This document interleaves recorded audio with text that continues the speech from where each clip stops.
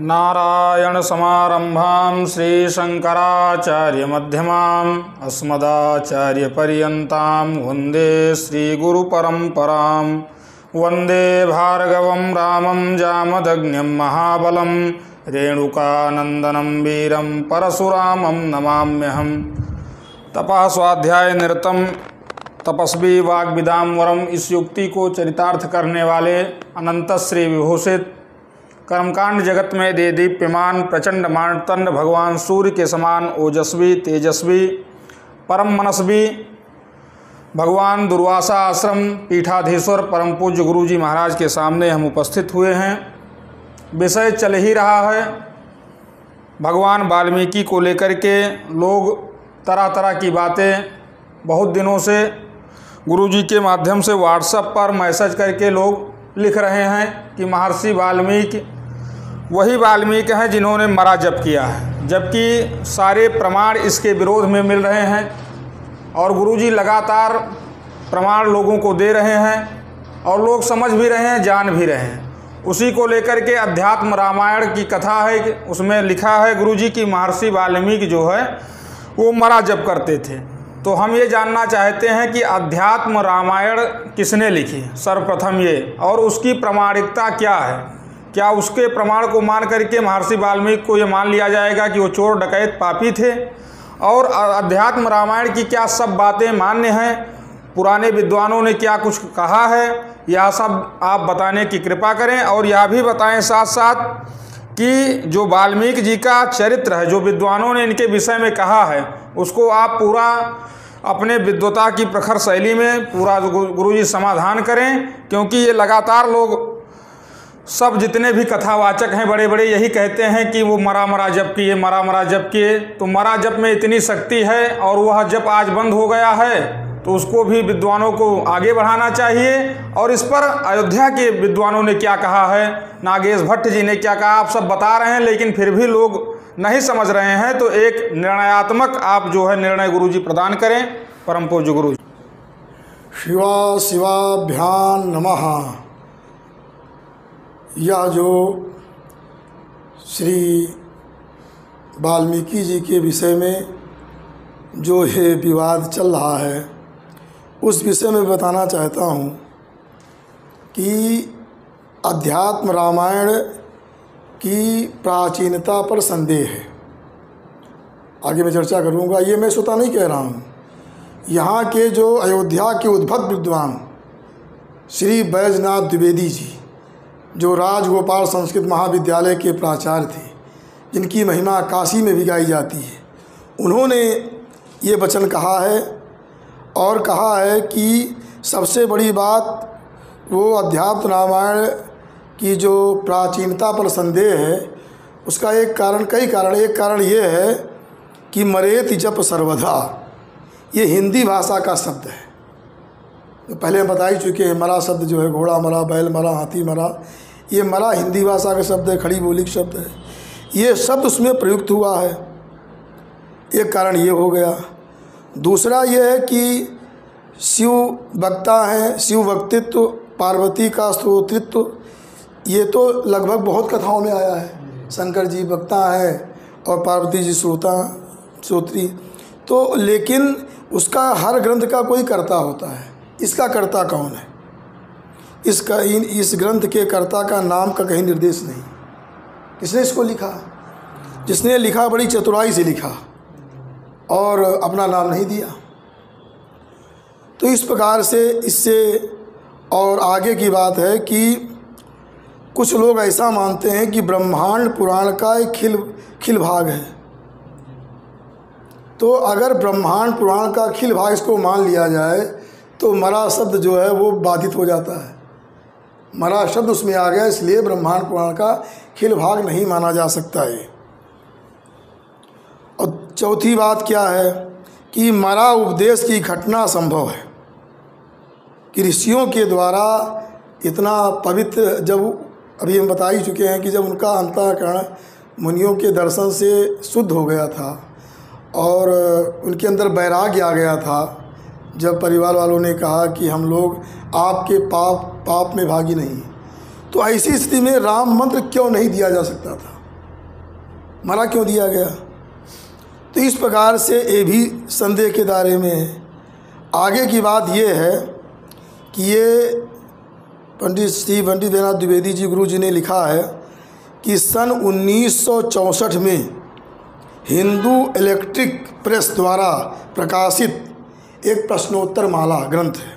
प्रश्नोत्तर माला तथा प्रश्नावली में कौन? ये पंडित राम वज्राचार्य ने लिखा है। तो राम वज्राचार्य जी ने अपने जो प्रश्नोत्तर माला प्रश्नावली में उन्होंने बताया है कि अध्यात्म रामायण जो है वो श्री रामानंदाचार्य स्वामी के शिष्य श्री रामदास कृत है। उनके शिष्य थे, रामदास ने लिखा था इसको। इनका जन्म 700 वर्ष पूर्व अर्थात 13वीं शताब्दी का पूर्वार्ध माना जाता है। तो अध्यात्म रामायण की रचना का काल 14वीं शताब्दी माना जा सकता है, ऐसा उन्होंने बताया है। और यदि इसे पुराण का खिल भाग भी मान लिया जाए कि चलो ये पुराण का खिल भाग है, तो भी मरा उपदेश की कथा को प्रक्षिप्त मानना होगा। अगर ये पुराण का खिल भाग मानते हैं तो मरा वाली कथा को प्रक्षिप्त मानना पड़ेगा। क्यों? कि ये वाल्मीकि जो आर्ष ग्रंथ है वाल्मीकि रामायण के विरुद्ध है।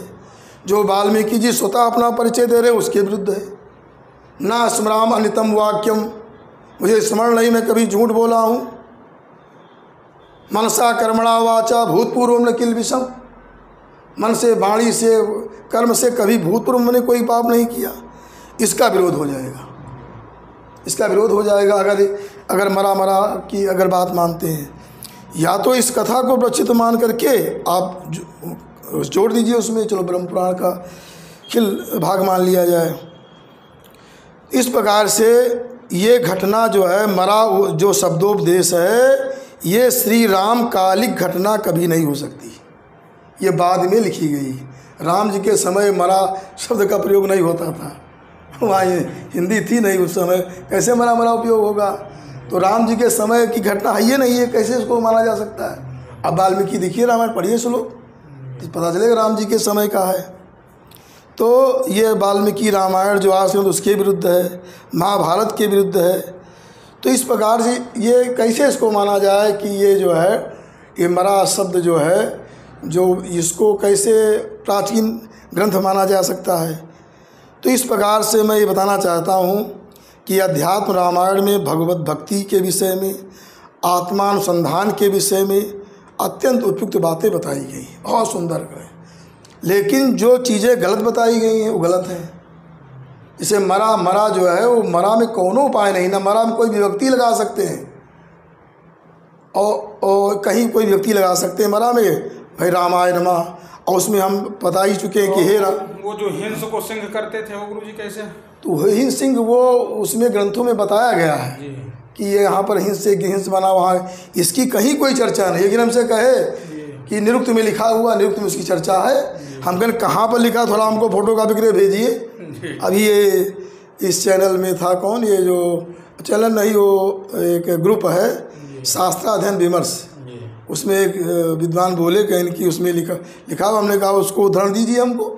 अभी तक उदाहरण नहीं उनका आया, तो इससे उसका अभी तक कोई उदाहरण नहीं आया। तो कहने का उदाहरण देना चाहिए कि कहीं इसकी चर्चा कैसे हो सकती है? भाई मरा जो है, मरा ये असाधु शब्द है, संस्कृत शब्द है, इसकी कैसे कहीं कोई चर्चा कर सकता है? अरे मरे मैंने मरने तो हुआ, जो उसके अर्थ होंगे मरने में तो जाएंगे। और फिर जो कहते हैं कि वो मार काट किए इसलिए मरा। अरे मरा कहेंगे तो ये लिखा योग शास्त्र में लिखा है यज जपस तदर्थ भावनम। जैसा जो आप मरा जब मरा में मन लगा है और मरा जब करोगे तो मरे में बुद्धि रहेगी, कहाँ उससे कल्याण हो जाएगा? भावनाएं वैसी बन जाएंगी। और जब राम राम करोगे राम जैसी भावनाएं बनेंगी। और राम में संबोधन होता है हे राम, भो राम, अत्रागच्छ, याग, जो भी उसमें अध्याहार हो जाएगा। कहते थे मरा जपते थे बाद, और मरा जपने से राम बन जाएगा, पलट देंगे तो गुरु जी यही तो उपदेश किए हैं। इतनी मूर्खतापूर्ण बातें लोग कर रहे हैं, हमको बड़ा आश्चर्य होता है कि क्या कोई ये ग्रंथ शास्त्र पढ़ें? बहुत बड़ा संदेह पैदा हो जाता है कि बताओ उपदेश किया गया मरा का, उसका तो नाश हो गया, बहुत बड़ा दोष माना गया। और तुम राम से जो नहीं दिया गया उसके जब से तुम्हारी सिद्धि हो रही। तो सारी मंत्र दीक्षा व्यवस्था बिगड़ जाए। क्यों दीक्षा लियो दूसर, जब करो जा दूसर। लेकिन ये अत्यंत अज्ञानतापूर्ण ये सब कथन है। ये अपनी बात को, मरा को जिंदा बनाने के लिए ये लोग लग गए हैं। अरे मरा मरा रहेगा। अगर मरा माने मरा का अर्थ राम होता, आज पूरे विश्व में विख्यात होता हो। इतना बड़ा पाप नाशक मंत्र अगर मिल गया होता विश्व को, इतने आज पापी हैं कहाँ कहाँ देश प्रदेश में, सबका उद्धार हो गया होता। ये बड़े बड़े मठों, बड़े बड़े जगत गुरु बने बैठे हैं। अरे कम से कम पापियों का उद्धार करो। इतना मरा मंत्र वहीं क्यों छूट गया? अब उस मंत्र को नहीं आगे चला सकते हैं कि चलाएं सबका उद्धार करें, अगर मरा राम का वाचक है? कुछ नहीं। मरा मरा मरा। जो पढ़े लिखे अनपढ़ गंवार बन रहे हैं। अरे तुम अनपढ़ हो तो अनपढ़ की, पढ़े लिखे कुछ समझो। हमने कहा मृत्यु अर्थ में भी, मृत्यु अर्थ में 50 अच प्रत्यय करके मृग धातु से मर बन जाएगा, मर बन जाएगा। तो मर क्या? मर माने मरण धर्मा, संस्कृत में मरणशील, ये अर्थ उसका होगा। ममार, तो ये अर्थ वही निकलेगा उसका, दूसरा तो निकलेगा नहीं। दूसरी बात क्या है कि देखिए इसमें जो है कि एक चीज़ वो कहते थे, वो जो आप सुने होंगे पुरी वाले पीठ शंकराचार्य जी, वो कहते थे हमारे गुरु जी, वो अपने गुरु जी को कहते थे, गुरु जी कहते थे कि जब भयंकर बाढ़ आती है तो सारे मुर्दे उसमें बह जाते हैं, लेकिन जो जिंदा होता हाथ पर चलाता है वो बचने के लिए। तो हम लोग अभी जिंदा हैं, तो हाथ पर चलाएंगे ही। हर चीज़ को ऐसे थोड़ी कोई कह दिया हम सुन लेंगे मार लेंगे। हम लोग किसी के विरोधी नहीं, कोई चाहे धर्माचार्य हो, चाहे कोई ग्रंथ हो, हम लोग केवल सत्य असत्य, जो सत्य है उसकी महिमा कहेंगे, उसको कहेंगे, असत्य उसका खंडन करेंगे। ना कि हमारा उद्देश्य है किसी व्यक्ति विशेष का खंडन करना, किसी का मंडन करना। खंडन हो चाहे मंडन हो, जो सत्य बात है उसे हमें कहना है। शास्त्र का खंडन, शास्त्र का मंडन, यही आपका। अब दूसरी बात ये, इतने पढ़े लिखे लोग हैं। अब ये जो है भूषणकार, जानते गोविंद राज, उन्होंने कहीं भी कोई संकेत नहीं किया कि हाँ ये दस्यु थे, लुटेरे थे, बड़ा जप करने वाले, कहीं कोई निर्देश नहीं। पुरानी टीकाकार, शिरोमणि जो टीकाकार, तनि टीकाकार, साक्षात नागेश भट्ट जी, कहीं कोई संकेत नहीं किया। अगर वो दस्यु लुटेरे अगर वाल्मीकि जी होते तो ये लोग चर्चा किए होते, कहीं कोई चर्चा किया? तो ये सब लोग, क्योंकि वाल्मीकि जी ने स्वतः जब कह दिया, अपना परिचय दे दिया, तो कैसे कोई उसके विपरीत जा सकता है? जो पढ़ा लिखा, जिसको जो साक्षर है, 2-4 अक्षर ज्ञान है, वो कैसे वाल्मीकि विरोध चला जाएगा? 8 संत के विरोध में कैसे चला जाएगा वो? लेकिन इनके सबके लिए 8 सेकंड 0, वाल्मीकि रामायण 0 इन लोगों के लिए। तो क्या कहा जाए इन लोगों के लिए? ये तो हम लोग समझदारों के लिए बात कहते हैं। सत्य बात 2 लोग समझें, 4 लोग समझें, 10 लोग समझें, उतना पर्याप्त है। लेकिन सत्य बोलना चाहिए और सत्य समाज को बताना चाहिए। तो इस प्रकार से इस पर ये पूर्णतः सिद्ध है कि अगर मरा कहानी आप जोड़ रहे हैं तो ये प्राचीन ग्रंथ नहीं माना जाएगा।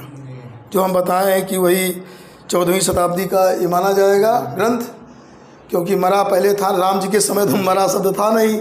हिंदी कड़ी बोली कि वहाँ कैसे मरा अब बोल सकते थे? हो ही नहीं सकता है।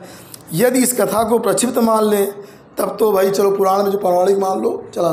कुछ चीज़ें इसमें अध्यात्म रामायण में और भी गड़बड़ आई, और गड़बड़ ये आई हैं कि जैसे कहा गया है कि अहिल्या का पाषाणत्व, अहिल्या को जो पत्थर बना दिया गया, जबकि अहिल्या अपने रूप में ही थी। क्योंकि स्मृति गौतम बचा, वो गौतम जी की वाणी का स्मरण कर रही थी। वाल्मीकि ने लिखा वात भक्ष्या निराहारा तप्यंती भस्मसायिनी, तो कैसे वो पत्थर बन जाएंगी? ये बात गड़बड़ है। और तीसरी, गंगा की प्राप्ति के पूर्व ही गौतम आश्रम दिखा दिए। गौतम आश्रम जनकपुर में है, वाल्मीकि पढ़ ली, वाल्मीकि विरुद्ध ये सब है। तो मंत्र जो है लौकिक वैदिक 2 प्रकार के होते हैं। दोनों में कुछ ना लिखा है कि पद समुदायो वाक्य मर्थ समाप्तो, कि पद समुदाय को वाक्य कहते हैं, लेकिन वाक्य में अर्थ की समाप्ति हो रही हो। अब मरा, अब क्या मरा, कोई पूछे गधा मरा कि घोड़ा मरा कि बैल मरा। मरा कहने से अर्थ परिसमाप्ति हो पाएगी? नहीं हो पाएगी। भाई मरा आपने कहा तो अब कोई सोचेगा घोड़ा मरा कि बैल मरा कि गधा मरा कि मनुष्य मरा कि स्त्री मरी, तो मने मरी छोड़े मरा भूल के मान लीजिए, तो ये होगा। तो वहाँ की अर्थ की समाप्ति होनी चाहिए। हमने कहा हे राम, पूरा हे राम जो भी जोड़ रहे क्रिया का अध्यार हो जाता अत्रागच्छ, और यहाँ क्रिय है मरा, कैसे बैठेगा? तो जिसे वाक समाप्ति हो ऐसे इसको मंत्र कहा गया है। इस तरह नहीं मरा मरा जो उनका हो, और जिसको देना हो फट से बदल दो। अब किसी को है जो भी देना हो भगवते वासुदेवाय, तो अब उसमें अक्षरे बदल दो, तुम इतना पाप किए हो। क्यों नहीं ऐसा कर रहे हैं? आजकल करिए ऐसा। जो मंत्र जिस परंपरा में चल रहा वही मंत्र दिया जा रहा, ना कि वहाँ बदलाव किया जा रहा कि ये कम पापी है, ज़्यादा पापी है, ऐसा वैसा। तो इस तरह की ये बहुत बड़ी भ्रांति है। और ये लोग जो है कुछ चंद लोग हैं, ये अपनी भ्रांति को सप्तर्षियों को भ्रांति बता रहे हैं। अब लोग ये संदेश जाएगा कि इनके सप्तर्षि यही रहे, मरा वाले रहे, जो मरा उपदेश करते थे। ये ऋषियों की महिमा होगी कि महिमा घटेगी? ये बताइए हमको। ऋषि लोग मंत्र देंगे मरा मरा, इतने मंत्र सारे पढ़े वैदिक लौकिक, राम जैसा इतना मंगलमय, इतना पवित्र, इतना महान मंत्र ना दे करके वो मरा मरा करेंगे, अभी मरा मरा वहीं रुक जाएगा। अरे पापी तो कम है समय, तो मरा क्यों गायब कर दिए? ये सब गलत बातें हैं। ज़्यादा नहीं, हमने कुछ चर्चाएं आज कर दिया, नहीं ठीक है ना? और आगे जो है दर्शक लोग अपना विचार करेंगे, समझेंगे। तो इस प्रकार से पूज्य गुरु जी ने जो है ये सारी बातें एक निर्णयात्मक वक्तव्य के माध्यम से निर्गत की। और गुरु जी ने कहा कि नदी की धारा चाहे जितनी विपरीत बहे, लेकिन अगर हम जीवित हैं तो हम धारा को अपनी तरफ मोड़ने का प्रयास करेंगे, हाथ पैर चलाएंगे। इस समय वर्तमान में अशास्त्रीय जनसमूह जो है व्यापक रूप से प्रचार कर रहा है, उसमें आप जैसे मनीषी विद्वान अपनी तपस्या और तेज के माध्यम से लोगों का कल्याण कर रहे हैं। और गुरुजी ने सब क्लियर कर दिया कि ये ऋषियों को बदनाम करने की एक प्रकार से साजिश है कि ऐसे इतने बड़े आर्ष ग्रंथ के रचयिता महर्षि वाल्मीकि प्रचेतसोहम दसमा, और उनके प्रति ये सब कह देना कि लोगों के उनको अनास्था उत्पन्न हो जाए लोगों में, फिर उस ग्रंथ को लोग ना पढ़ें। इसलिए वेद व्यास जी को धीमर का पुत्र बताना, वाल्मीकि जी को ऐसा कहना, ये मिथ्या है, झूठ है। महर्षि वाल्मीकि जो है वो सच्चरित्र थे और भगवान प्रचेता के पुत्र थे, इसलिए उनको इस प्रकार से कहना ये ना धर्म संगत है, ना नीति संगत है, और किसी प्रकार से संगत नहीं है। पूज्य गुरु जी ने अपना वक्तव्य प्रसारित कर दिया। आप लोग वक्तव्य को देखें और अच्छी चीज़ों को जानें, क्योंकि वर्तमान में जो विभत्सता उत्पन्न हो गई है लोगों में कि एक कहावत थी कि कौआ कान ले गया, तो कान नहीं देखेंगे, कौआ के पीछे लोग दौड़ रहे हैं। तो गुरुजी ने इतनी विद्वतापूर्वक आपको ये निर्णय सुनाया है, आप इसको मानिए, इसको जानिए, और यही सत्य है और कुछ सत्य नहीं है। क्योंकि आर्ष ग्रंथों के विरुद्ध अगर कोई ग्रंथ जाता है तो पहले आर्ष ग्रंथ अगर समन्वय करेगा तो मानेंगे, नहीं तो नहीं मानेंगे। जय सिया राम, जय श्रीमन नारायण। धर्म की जय हो, अधर्म का नाश हो।